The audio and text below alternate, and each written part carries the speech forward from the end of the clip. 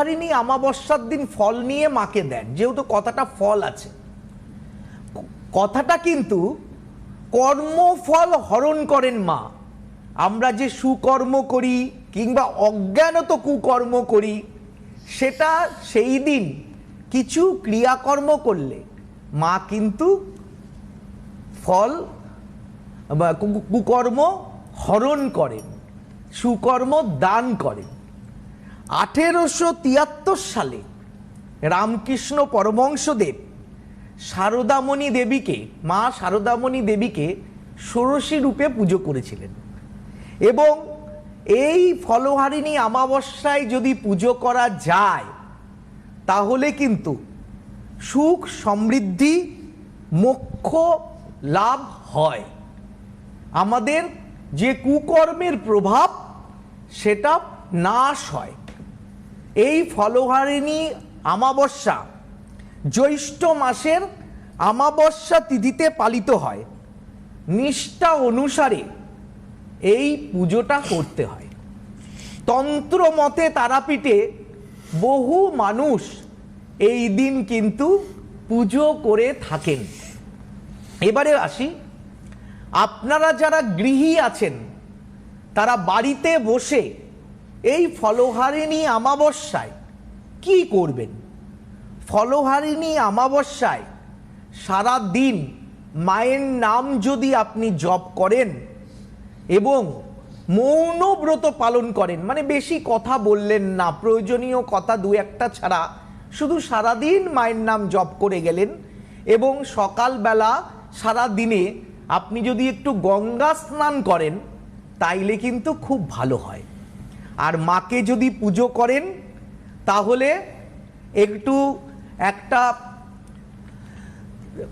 একটু বেলপাতা, একটু জবা ফুল আর হাতে নিয়ে ওম কালী কালী মহাকালী কালীকে পাপহারিণী ধর্মার্থ মোক্ষতে দেবী নারায়ণী নমস্তুতে মহিষাগ্নি মহামায়ে চামুণ্ডে মুণ্ডমালিনী আয়ুরারোগ্যং বিজয়ং দেহি দেহি দেবী নমস্তুতে ঘোরোদ্রমষ্টকরাল বদনে শিরোমালা বিভূষণে চামুণ্ডে মুণ্ডমাথনে নারায়ণী নমস্তুতে হংসযুক্ত বিমান হস্তে ব্রহ্মাণী রূপধারিণী কৌশম্ব খড়গে দেবী নারায়ণী নমস্তুতে মহামায়ে জগতমতে কালীকে ঘোর দক্ষিণে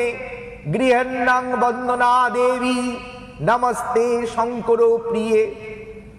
এরপরে ওই যে বেলপাতা জবা ফুল নিয়েছিলেন, একটু লাল চন্দন ছিটিয়ে এসো সচন্দন পুষ্পাঞ্জলি পুষ্পং মহাকাল ভৈরবং সেই ক্রিং শ্রীমদ দক্ষিণা কালিকায় নমো নমঃ বলে মায়ের পায়ে দিলেন। সারা দিন জয় মা কালী জয় মা কালী জপ করলেন। হ্যাঁ, এক মৌন ব্রত পালন করলেন, গঙ্গা স্নান করলেন। দেখবেন আপনার সারা বছর আপনার কিন্তু সুখ সমৃদ্ধি মায়ের কৃপায় আপনার বজায় থাকবে। এইটুকু ছোট্ট কাজ আপনি করতে পারেন। কোনো পুরোহিত ডাকার দরকার নেই, কাউকে পৌরোহিত্য করার প্রয়োজন নেই, কোনো তীর্থস্থানে যাওয়ার প্রয়োজন নেই। আত্মাকে শুদ্ধ রেখে, মনকে শুদ্ধ রেখে বাড়ির গৃহ মন্দিরে আপনি মায়ের মূর্তির সামনে যদি এই মন্ত্র পাঠ করেন, যারা আমাকে হোয়াটসঅ্যাপে লিখে পাঠাবেন, আমি মন্ত্রটি আবার আপনাদের পাঠ করে পাঠাতে পারি, শুনে শুনে আপনারা সেটি করতে পারেন। করলে আশা করি ফলহারিণী অমাবস্যার যে ফল প্রাপ্তি, এই প্রাপ্তি যোগ হবে।